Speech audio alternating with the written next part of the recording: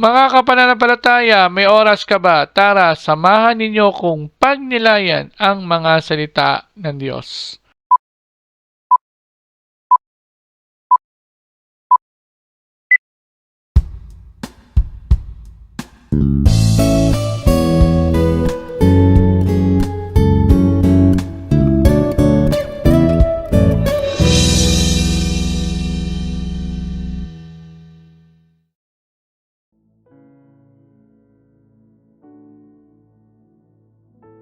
Ang mabuting balita ng Panginoon ayon kay San Mateo. Noong panong iyon, lumapit kay Jesus ang mga alagad at nagtanong, "Sino po ang pinakadakila sa kaharian ng langit?" Tinawag ni Jesus ang isang bata, pinatayo sa harapan nila, at sinabi, "Tandaan ninyo ito, kapag hindi kayo nagbago at tumulad sa mga bata, hinding-hindi kayo mapapabilang sa mga pinaghaharian ng Diyos. Ang sino mang nagpapakababa na gaya ng batang ito ay siyang pinakadakila sa mga pinaghaharian ng Diyos. Ang sino mang tumatanggap sa isang batang ganito dahil sa akin ay ako ang tinatanggap." Ingatan ninyo na huwag hamakin ang isa sa maliliit na ito. Sinasabi ko sa inyo, sa langit, ang kanilang mga anghel ay laging nasa harapan ng aking Ama. Ang mabuting balita ng ating kaligtasan.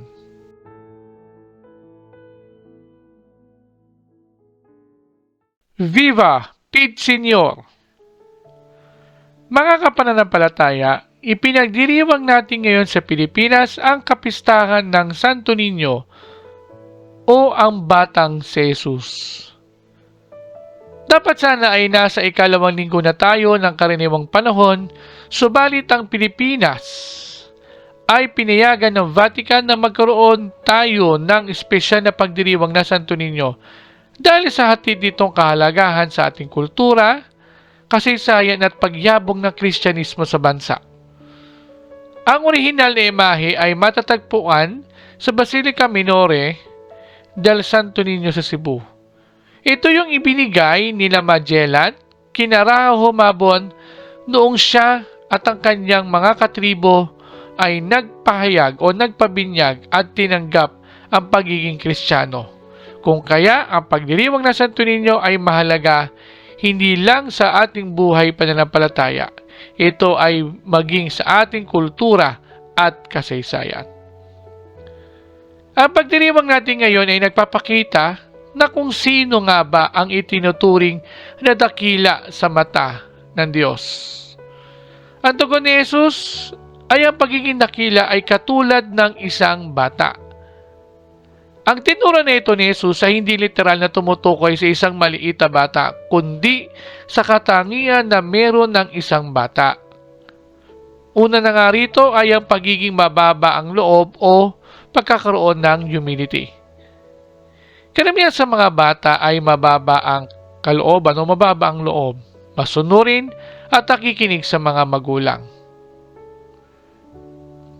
Ang pangalawang katangian ng isang bata ay ang kakayahan na pasayahin ang kanyang mga kapwa, lalo na ang mga kapwa bata nila.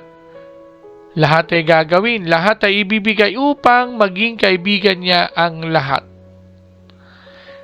Sa pagdiriwang natin ngayon, tinatawagan tayong magkaroon ng kababaang loob